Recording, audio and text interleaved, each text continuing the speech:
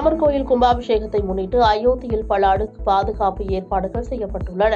அயோத்தி மாவட்டம் முழுவதும் 10,000 கண்காணிப்பு கேமராக்கள் பொருத்தப்பட்டுள்ளன. சில கேமராக்களில் செயற்கை நுண்ணறிவு தொழில்நுட்பம் பயன்படுத்தப்பட்டுள்ளது.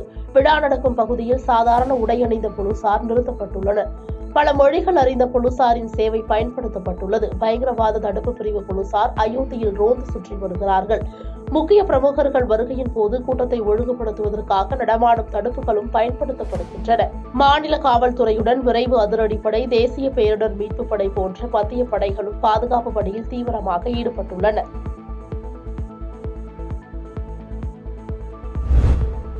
பிரேசிலின் தெற்கு பகுதியில் பலத்த புயல் காற்றுடன் கூடிய கனமழை பெய்யும் என அந்த நாட்டின் வானிலை ஆய்வு மையம் எச்சரிக்கை விடுத்திருந்தது. அதன்படி சாவ் பாலோ மாகாணத்தில் பெய்த கனமழையால் பல நகரங்கள் வெள்ளக்காடாக காட்சியளித்தது. இந்த வெள்ளப்பெருக்கில் ஏராளமான மரங்கள் மற்றும் மின் கம்பங்கள் முறிந்து விழுந்தன. எனவே முன்னெச்சரிக்கையாக மின்சாரம் நிறுத்தப்பட்டதால் பல வீடுகள் இருளில் மூழ்கின. மேலும் பலர் வெள்ளப்பெருக்கில் அடித்துச் செல்லப்பட்டதாக கூறப்படுகிறது. இதுவரை 3 பேர் உயிரிழந்துள்ள நிலையில் 2 மருத்துவமனைகளை வெள்ளம் மூழ்கடித்தது. இதன் காரணமாக இந்த பகுதிகளில் அவசர நிலை உத்தரவு பிறப்பிக்கப்பட்டது. இதற்கிடையே பிரேசிலின் தாராங்கா நகரில் சக்தி வாய்ந்த நிலநடுக்கம் ஏற்பட்டது. ரிக்டர் அளவுகோலில் 6.5 பதிவான இந்த நிலநடுக்கம் கடலுக்கு அடியில் சுமார் 628.8 கிலோமீட்டர் ஆழத்தில் உருவானது. இதனால் அதிர்வினை உணர்ந்த பொதுமக்கள் வீதிகளில் தஞ்சம் புகுந்தனர்.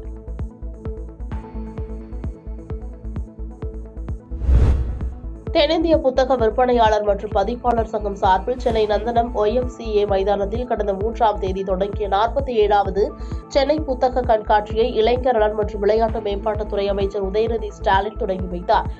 900 அரங்குகளுடன் நடைபெற்ற இந்த புத்தக கண்காட்சியானது நிறைவடைந்தது. 19 நாட்களாக நடைபெற்ற புத்தக கண்காட்சியில் லட்சக்கணக்கான புத்தகங்கள் சுமார் 18 கோடி மதிப்பில் விற்பனை செய்யப்பட்டுள்ளன. புத்தக கண்காட்சியின் நிறைவு நாள் நிகழ்ச்சியில் புத்தக கண்காட்சி நடைபெறுவதற்கு உறுதுணையாக இருந்து உதவி புரிந்த நன்கொடையாளர்கள், நிறுவனங்களை சென்னை ஹைகோர்ட் நீதிபதி மகாதேவன் பாராட்டி கௌரவித்தார். மேலும் பதிப்புத்துறையில் நூற்றாண்டு பொன்விழா, வெள்ளி விழா கண்ட பதிப்பாளர்களையும் பாராட்டி சிறப்பு செய்து விழா நிறைவு பேருரையாற்றினார்.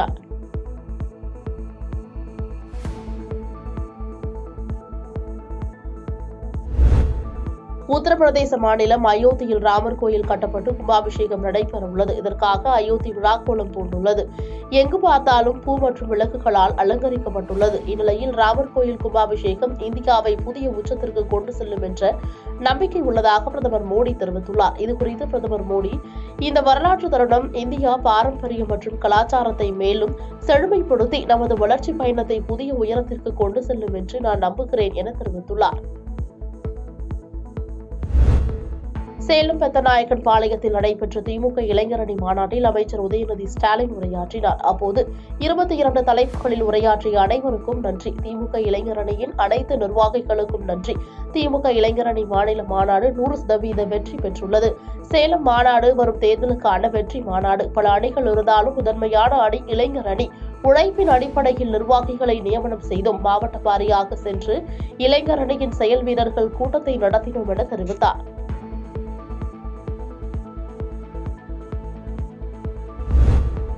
சேலத்தில் திமுக இளைஞரணி 2வது மாநில மாநாடு பிரம்மாண்டமாக நடைபெற்றது. இந்த மாநாட்டை ஒட்டி சேலம் மாநகர மற்றும் சுற்றுவட்டார பகுதிகள் விழாக்கோலம் பூண்டது. சேலம் பெத்தநாயக்கன் பாளையத்தில் 9 லட்சம் சதுரடி பரப்பளவில் மாநாட்டிற்கான அனைத்து ஏற்பாடுகளும் செய்யப்பட்டன.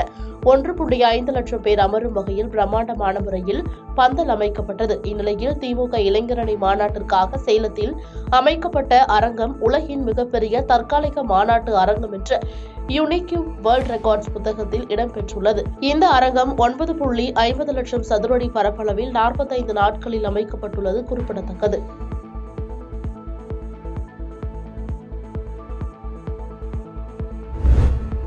சேலம் பெத்தநாயக்கன் பாளையத்தில் நடைபெற்ற திமுக இளைஞரணி மாநாட்டில் முதலமைச்சர் மு.க.ஸ்டாலின் உரையாற்றினார். அப்போது திமுக இளைஞரணியை பார்க்கும் போது மிகுந்த மகிழ்ச்சி அடைகிறேன். தெற்கில் விடியல் பிறந்தது போல் விரைவில் இந்தியாவிற்கு விடியல் பிறக்கும்.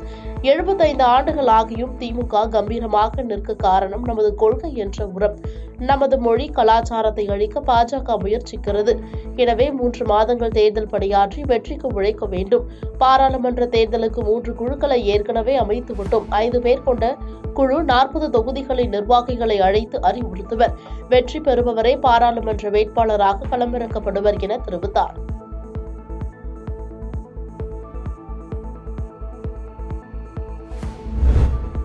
சேலம் பெத்தநாயக்கன் பாளையத்தில் நடைபெற்ற திமுக இளைஞரணி மாநாட்டில் திமுக பொதுச் செயலாளர் கனிமொழி எம்பி உரையாற்றினார். அப்போது இயக்கத்தின் கொடியை ஏற்றும் வாய்ப்பை எனக்கு வழங்கியதற்கு நன்றி.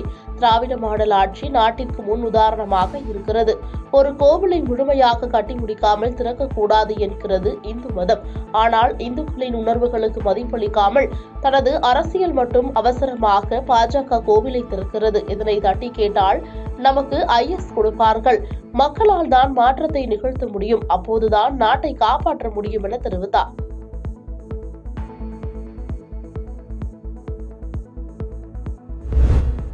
அயோத்தி ராமர் கோயில் கும்பாபிஷேகத்தை முன்னிட்டு இந்தியாவில் உள்ள கோயில்களில் சிறப்பு பூஜைகளுக்கு ஏற்பாடு செய்யப்பட்டுள்ளது. அதேபோல் கும்பாபிஷேக விழாவை நேரலையாக ஒளிபரப்ப முடிவு செய்யப்பட்டுள்ளது. ஆனால் சில மாநிலங்களில் நேரடி ஒளிபரப்பிற்கு தடை விதிக்கப்பட்டுள்ளதாக செய்திகள் வெளியாகியுள்ளது. இந்நிலையில் கர்நாடக முதல்வர் சித்தராமையா இதுகுறித்து கூறுகையில், முஜராய் துறை சார்பாக கோயில்களில் சிறப்பு பூஜைக்கு ஏற்பாடு செய்யப்பட்டுள்ளது. நாங்கள் பெங்களூருவில் உள்ள மகாதேவபுராவில் புதிதாக கட்டப்பட்டுள்ள ராமர் கோயிலை திறந்து வைக்க இருக்கிறேன். நான் விடுமுறை அளிக்கப் போவதில்லை. கர்நாடகாவில் எந்த ஒரு நேரலையையும் நிறுத்தப் போவதில்லை என்று தெரிவித்தார்.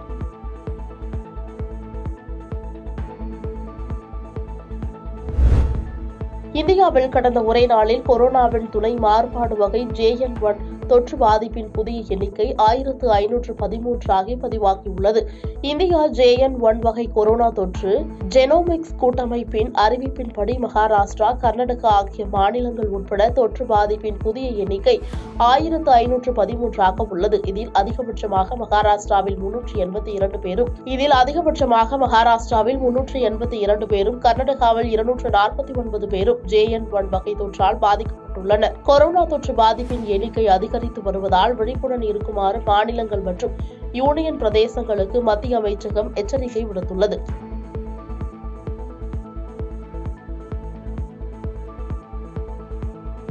பாதகம் செய்பவரை கண்டால் நாம் பயங்கொள்ளலாகாது பாப்பா.